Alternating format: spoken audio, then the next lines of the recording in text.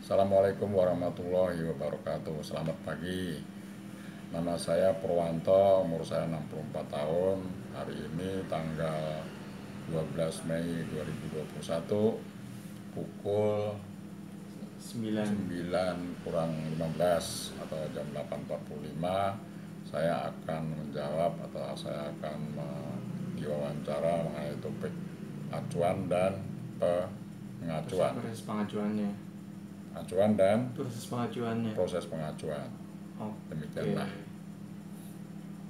Ya. Langsung ya. Tadi kan kalau yang sebelumnya kan tentang nilai-nilai ya. Kalau sekarang udah bentuk prinsipnya. Ambil kos kaki dong bro. Ada fosil. Tadi kan sebelumnya membahas tentang nilai-nilainya, sekarang udah masuk ke prinsipnya. Jadi prinsip tuh seakan-akan nilai yang ada mau diterapinnya gitu. Terus punya prinsip nggak? Prinsip utama gitu yang dipegang di kehidupan ini? Prinsip utama. Iya, mau apa aja gitu, mau tentang vegetarian atau agama lah, apa gitu. Apapun. Prinsip utama dalam kehidupan ini saya harus jujur. Artinya bahwa jujur adalah kita menerima apa adanya kehidupan ini.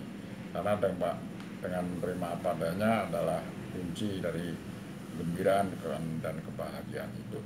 Bila mana kita tidak jujur, bila mana kita tidak menerima kenyataan yang ada, maka hidup itu kalau orang Jawa dibilangnya kemerungsung atau penuh kebimbangan dan kerisauan. Oke, berarti itu tentang moralitas ya? Ya, tentang moralitas hidup harus jujur dan jujur artinya menerima kenyataan hidup. Oke, terus bisa dijelasin nggak mengapa prinsip tersebut bisa terbentuk?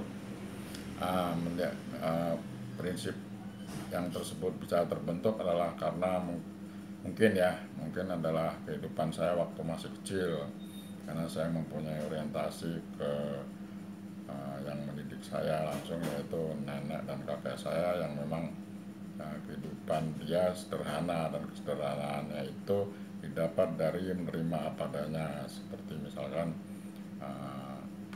dia selalu tidak pernah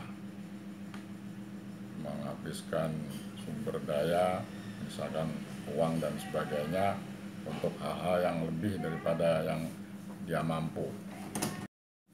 Iya, prosesnya.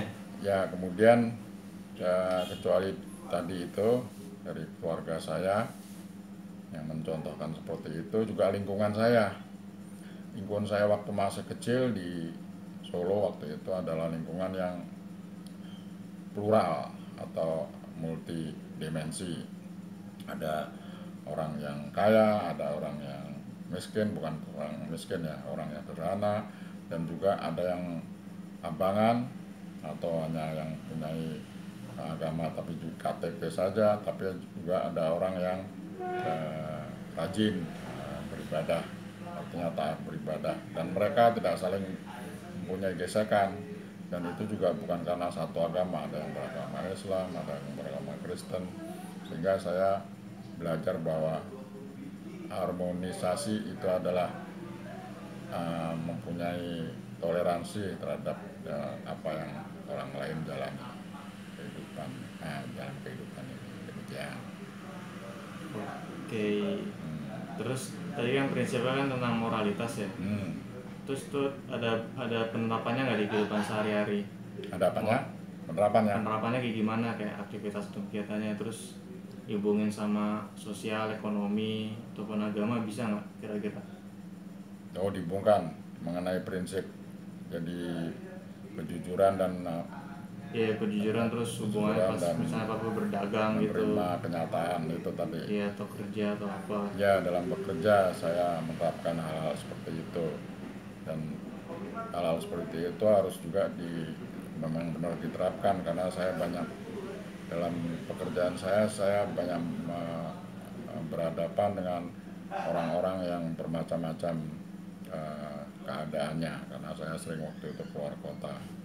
Kemudian juga kejujuran dan kehidupan, menerima kenyataan hidup itu membuat saya mempunyai jadwal rutin untuk hidup yang semakin lama semakin sehat, seperti saya rajin berolahraga, saya rajin berdiet dan sebagainya. Vegan.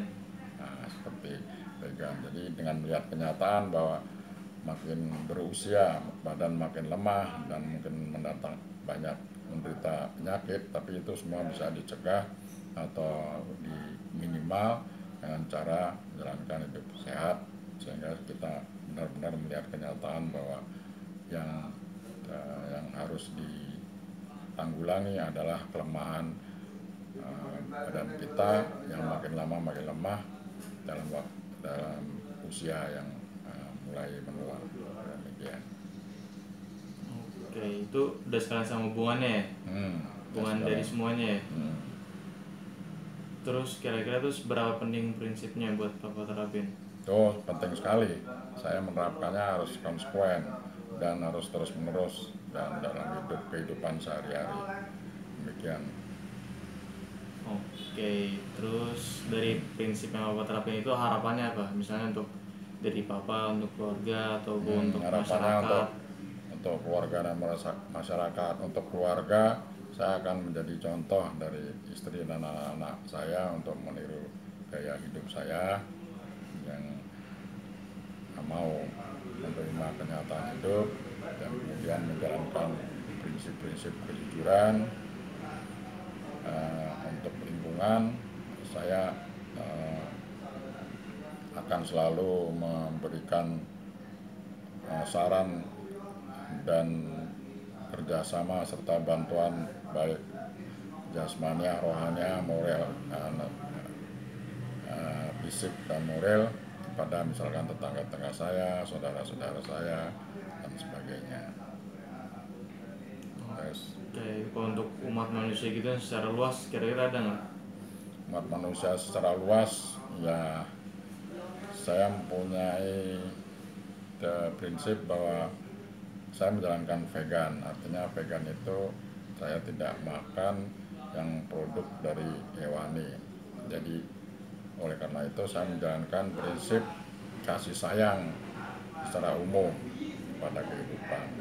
Kedua, saya membantu walaupun itu sangat sedikit, karena prinsip saya adalah kalau tidak saya siapa lagi, kalau tidak sekarang kapan lagi, bahwa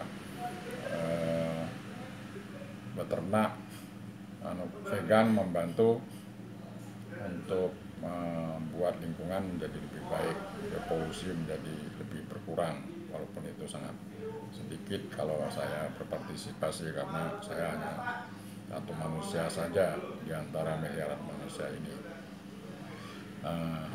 Apalagi tadi?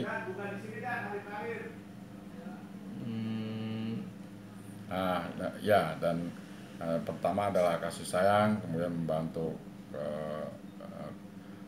lingkungan menjadi lebih baik.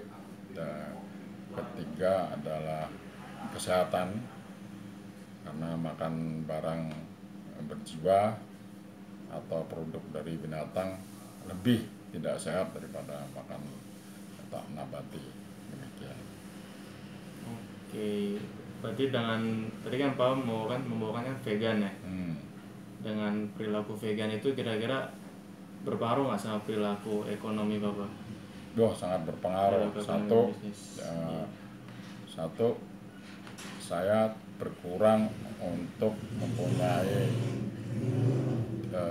kepinginan makan barang yang mahal, karena barang mahal, makanan mahal itu biasanya bahan-bahannya adalah dari produk hewani. Kedua, saya menjadi lebih sehat, badan saya menjadi lebih tampak fit, dan juga itu berpengaruh kepada emosi saya. Jadi orang yang makan produk nabati, maka dia mempunyai gejolak emosi yang lebih stabil. Iya, saya menjadi lebih sabar, menjadi lebih santai dan seterusnya. Demikian. Oke, pertanyaan terakhir. Kira-kira prinsip-prinsip tadi yang udah Bapak bawa masih bisa berubah atau berkembang, atau atau udah tahap yang ideal bagi Bapak? Bagi saya adalah tahap yang ideal, tapi karena saya tidak percaya bahwa ideal itu bisa dicapai, saya akan terus berintrospeksi dan akan dari introspeksi itu akan memperbaiki yang sekarang telah dicapai.